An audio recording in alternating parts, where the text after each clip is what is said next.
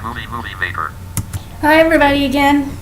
So this is going to be part 2 of my vlog on my emotional breakdown journey and how I got to Albany Care. So we left off where I was watching YouTube with my suicide watch guy Jay, who was very nice. And I was very numb at that point and just numb, in shock, just despairing that I was trapped here and totally just like, oh my god, can everyone just leave me alone so I can do this again? So they came and they said they were going to take me to St. Joe's Hospital, and I'd never been in a hospital before. And before this experience, I'd been really afraid of psych hospitals and psych wards. I was afraid of like the movies. I was afraid you're going to be like tied down and like locked up all day. And I was afraid people were going to attack you and that the staff was like evil. And I had all these feelings. And I would always talk about that to like one of my caseworkers at Trilogy because she used to work in a hospital. I'm like, did you get attacked? Like what happened? You know, and she'd be like, it's not that bad. And when she came to visit me and when she had heard that I'd been hospitalized, her first thoughts was like, oh no, Sam's probably freaking out, you know, because I was that afraid of it. And, you know, I had never been to a hospital to visit somebody, and I had heard about friends, you know, I think a few months back I had heard about friends that were blind that had been in hospitals, and so it wasn't that bad, you know, because they had told me that it wasn't that bad. But when this was happening, I was like in too much of a depressed state. I was like, fine, tie me up. I don't care. Like, whatever. So they took me to St. Joe's, and everyone was really nice there. They admitted me, and I think I'm going to save the actual story of hospitalization for another time. Well, I'll tell this hospitalization story briefly. But I'm going to talk in a whole video about what to expect in hospitalizations in general, and how accommodations and stuff should be if you're blind, and what you can expect. But for this hospitalization, in my first hospitalization, like I said, the person that they had I went right into the psych area where they have like psych in the emergency room. They have like a psych department for psych cases. Like mostly it's like drunk people or alcohol, drugs, anyone that comes in for a psychiatric emergency. So I was there for a little while and told the doctor the whole story, and she said, oh yeah, you need to be admitted, and you know, women from the unit that does the intake came down and she took me up, and it was like, this time it was like 1 or 2 in the morning, and took me up and we had to do paperwork and I had to sign stuff, and I signed stuff for her, and they did, you know, my vitals and stuff, and I went to my room. I had a single room, and I lay down and I just slept, and I was just exhausted. I was like, can I just sleep forever? Which is kind of what I wanted. But anyway, they kept waking me up. They did the blood pressures and everything. In the morning, I had some food. They had like a little kitchen, and they fill out your menus for the day, and so you can have different choices for breakfast and lunch and dinner, and they have different snacks and stuff. So I had some food. I talked to the social worker, Bruce, who ended up being kind of an obstacle in the end. He really was kind of ignorant about the blind, and he was a bit hardened because I think he'd been in this hospital a lot and just had seen it all, and you know, so I told him about what was going on, and at that point I was just like totally exhausted and just totally like, well, I'm suicidal still, and I wish you all would just leave me alone. I met the psychiatrist, Dr. Modiano, who was this really, really nice guy. I'm not sure where he's from, but he has an accent. He's really nice, and I gave him a challenge from the beginning because I was just like, I'm suicidal. I do not want to talk about anything. I do not want to talk about why I should be alive. I'm like, why don't you just send me home so I can kill myself? And he's like, well, that would be really ridiculous, wouldn't it? Like, I wouldn't have a job. And I was like, yeah, I guess that's true. You know, so he kind of had a sense of humor. But he put me on, he tried to raise my Zoloft, and they eventually took me off the Wellbutrin because of the later in the hospital stay. But I think that was what he did the first day. I'm not sure, but I talked to him, and then there were groups. The 2 therapists that led groups were Lynette, and she was the art therapist. She is like this older lady. She reminds me of someone's grandma. She's really sweet and creative, and she would lead some of the groups. Jeff, who was kind of loud, and he was okay, and he would lead some of the groups, and there were always counselors that are like techs, you know, psych techs that go to school for this and do their, training up here, or, they work up here. And there are nurses and everything, so each person, one group of people would have a specific tech and a specific nurse that's like for them. And they said that in the community meeting in the morning, like who had which tech and who had which nurse, and she would do like exercises, like move your arms and stretch, and I was just like, whatever, I don't even want to do this. So I like pretty much zoned out through a lot of the groups that first day, and a lot of the time during the hospital. And I, talked to a lot of the different nurses and counselors, and they would try to get me into conversation about my life, and I would just be like, no, or sometimes I'd start conversations and they would be like, oh, you're throwing your life away, this is no reason to want to kill yourself, and I would just like burst into tears and like stop talking. I overheard this one counselor, Barbara, talk to this other woman and was like, well, I'm really trying. I pull her out and she gets depressed again. I pull her out and she gets depressed again. And that was basically, my life during a good part of the hospitalization. I'm not going to go through every detail of the hospital stay, but I will in my other hospital video, because this was the best hospitalization I've had, so I'm going to really focus on it as hopefully a positive experience that other people will have in a hospital. And so, I stayed there from the 10th, or it would have been the 11th by that next day, the 11th till the 27th, the 11th until the day before Thanksgiving. So it was a good couple weeks, almost 3 weeks. And I, was very, very zoned out. I did not want to go to groups. They would put me in this chair. I think it's called like the Jerry chair. It's for older people and it has like a footrest and wheels. They would put me in this chair and they would push me around to different groups because I didn't want to walk and I didn't even want to be there. And so I would just zone out. But they had some good groups. They had a problem-solving group, which was basically like a general group therapy where you talked about what your issues were and what was going on. And there were a lot of nice people, a lot of young adults, which I loved. A lot of people in their 20s. Because this side of the unit was for more functioning people and for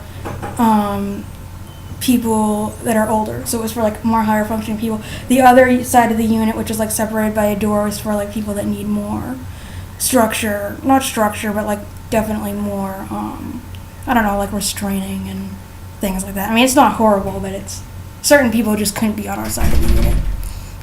There was like an orange line in the middle of the floor, and they're like, you can't pass the orange line. And it was like 6 north and 6 west, so.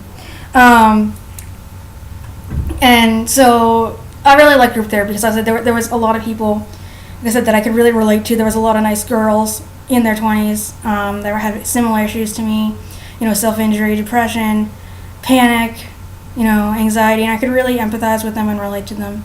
And they were just really, really nice. So I liked that part of it, once I felt like I could relate to certain people. It was really up and down for me, But the general feeling was that I was very, very suicidal, that if I was let out of the hospital... Okay, never mind. But I was really, I was like, most of the time I was like, I'm going to be suicidal, if you just let me out of the hospital, I'll just go kill myself, and I just was in my own world. I was trying to just imagine a peaceful world after I die, and just be in my own like fantasy land because I was so upset. I was like, my life is not, I had a million reasons to want to kill myself, and I'll get into that more when I talk about starting at Albany Care. But anyway, my other big problem with the hospital staff was that I self-injured a lot on the unit, and I would break silverware and a comb and use my nails and scratch away. And so they put me on CVO, which is constant visual observation, and it means that you have to be in the hallway all the time. You sleep in the hallway, you sit in the hallway. If you're not in groups, you're in the hallway, and you're with staff, and they need to be able to see you. And I could have my stuff. Oh, that's the other thing. Well, we'll go into this later, but I had things that I could use. My technology. I had my Braille note taker that I wrote in my journal with. I had my computer. I had my iPod, and they let me have all that stuff. And I think it's because they've had a lot of clients from Friedman Place before, because that psychiatrist was the Friedman Place psychiatrist for a long time and hospitalized there. But anyway, so I had that stuff, and but I was not a nightmare. I gave them a little bit of a challenge. I wasn't as bad as some people. I mean, there was a girl that had to be restrained. I'll tell that story later, but I wasn't like that. But I was. They would give me shots of Haldol and Ativan, and it's the first time I've had that, and those really worked to like put me to sleep, obviously, and drug me out. And I didn't care. Like I would rather be drugged out than like, alert. So they would do that. They, I would cry a lot. I would get anxious a lot, having to be in the hallway all the time and be around everybody like 24/7 and not have any alone time. So I would try to like walk as far as I could walk before someone would see me. It was like my invisible leash or my visible like dog run. I would try to see how far I could go, and usually it wasn't that far. A couple times I got into my room, and they would find me, and sometimes I would go into a panic and a agitated state because I couldn't be in my room or because I couldn't, do anything by myself, or I was just so anxious. One of the times I don't even remember what happened. I just remember having a shot, and afterwards I asked the psychiatrist, and he's like, "Yeah, you were too agitated." And I didn't remember very much of anything except people grabbing me and giving me a shot. But anyway, so that was that, and I did it for a long time and debated with the psychiatrist about it because I didn't think it was any big deal. I didn't think it was a big deal at all that I was self-injuring. I was like, you know what? Can't kill myself. Why don't you let me do this? I didn't think it was a big deal. So what changed the course of this? Because I don't think anything else would have. If I was brought back to Friedman, I know I would have had, they would have had to put me on the 5th floor, which is where they put people that need more supervision. But again, that's not even like, it's just the only reason is because it's at the nurses' station. And they have like a dining room and stuff, and some people that are up there are developmental disabled. So they would have had to put me on the 5th floor with like a door open right near the nurses' station, and even then I probably could have done something to myself. So it just wasn't a place where I could get the services and the structure and the supervision I needed in order to be alive, which is what they wanted to get me out of the hospital. So I was like, okay, I want to get out of the hospital at some point. This is getting old. Like, I don't want to spend Thanksgiving in the hospital. And I had wanted to go to like a trilogy thing. And my caseworkers had come to the hospital, and I'd wanted to go out, but there was no like pass option. You had to stay. And so anyway, I had heard about these psychosocial, or what do we call it, psychiatric intermediate care facilities from people at Trilogy, and I heard like mixed reviews. Some people said like, oh, they're terrible, and some people had good ones. And I was like, and I'd seen the websites on the internet, and I was like, you know what, this could be a try. This could be something to do, if these places are designed for mental illness. So I told the social worker I wanted to do that, and I didn't think Friedman would work out. And he was kind of skeptical at first, and he's like, well, that place is for the blind, and I don't know how these places are going to be. But I was like, you know what? I want to do this. So they bring in a person called a PAS screener, and PAS stands for something. I don't know what it is, but it's basically a screening to see if you qualify for services. And I did the screening, and I'm more than qualified. I was honest. I'm like, look, this is how suicidal I am. Having some sort of structure with qualified professionals is probably the only thing that's going to keep me at least going. Because by that point, the structure of the hospital was sort of helping me, and I was trusting the people there and stuff like that. So we had a huge problem, which was that these places had not had a blind person there before, and due to whatever regulations, public health, I think, is one of them, because this place is funded by it. People worrying about violating the ADA and getting sued, even though that probably wouldn't happen, being worried about, like I said, mostly the legal stuff, and just not sure if they can meet my needs. The social worker would send a packet of information to them, which is basically, I never seen a whole packet, but I suppose it's, all your information, like your history, the PAS thing, whatever else, anything they have on you.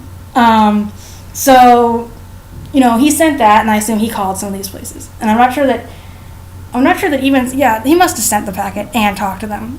But, I have to say, and there are a ton of these places in the Chicago area. There really are a lot. about 10, he says 10 to 15 places wouldn't even come interview me because of the blindness thing. They just saw that and said no. And I think that's unfair. I understand about liability and this stuff, even though I think it's over dramatized, and I think it's, they should want to try to accommodate if possible, because everyone has a right to these services. And that's what I kept saying. I said, it's not like I'm trying to do this and I don't, well, even if I didn't have a right to it, I still think that they could have talked to me, but I legally have a right to those services because I did the PASS screening. So I was really upset, and so all these places wouldn't take me. And I really think a large part of it was this social worker. He was very ignorant on the blind, and he was kind of like, well, this might be a sign, and, what if you did fall, and, what if this, and what if that? It's like, well, we'll figure it out, but I should at least get the courtesy of being talked to. So I was very frustrated with him. I was very frustrated with these people. It was making things worse. I was crying all the time, really, really angry. And so I got on the computer in my state of emotionally breakdown, and wrote these places, and said, look, this is my situation. Yes, I'm blind. I really need these services, and I would like you to at least interview me before you say no. So that worked for a couple of places. One place that had single rooms interviewed me, but they were very, it was like an old style building. It wasn't really accessible, and you're going to laugh. One of the big reasons why I didn't want to go is they had no internet. But seriously, that's a huge mental health thing for me, is being on the internet. So I didn't go to them, but she was very nice. And another place in Evanston came to interview me, and the woman was extremely, extremely nice. And she said, I love how you're want to take care of your mental health. And I talked to her about everything, and she had said yes, and it was very positive. But then later in the day, she got back to them and she said no. And I wrote her because she'd given me my email, and I was I'm very disappointed. What's going on? And she's like, well, I said yes, and a lot of the team said yes, but the administrator, who's the head boss, said no. And I was like, okay. She's like, I'm so sorry. And she's like, I'll refer you to, there are some other facilities I can refer you to, because this facility in Evanston is under a company called SIR Management, which is oversees all these different facilities. So she knew Jonathan Eastman, who's the director of Albany Care, and I guess they had even worked together. And so she called him, and I found this out later. She called him and she was like, hey, this is this situation, and my administrator said no, I think that's stupid, and I guess she's kind of the person that's this person might be the least likely person that someone wants in a facility, but we're going to try it anyway. To a degree, you're not going to send a murderer in there. But, someone that has a history of things that many facilities would not want to take. She kind of has that attitude. And I think he does too, to an extent. So they were kind of okay. And he talked to his people, and now I know that they kind of rumbled about it, not argued, but were just oh my goodness, what is going on? They're we never had a blind person. They do have 3 deaf residents, so I'm sure it was some debate and discussion, but they said yes. And first, before they said yes, obviously someone came and talked to me, and she was very nice, and I liked her a lot. And then she came and interviewed me, and they said yes. And the next, I think a couple of days later, day before Thanksgiving, like I said, I went to Albany Care, and I moved, and I was just so surprised. This was a whole new chapter of my life. So I was just wow, how quickly your life can change. And I was so broken in a way that I'll talk about later, but that's basically the story of getting there. So next is going to be the story of my beginning time at Albany Care and sort of the turning point for me here. So part 3, stay tuned. Help web stop button.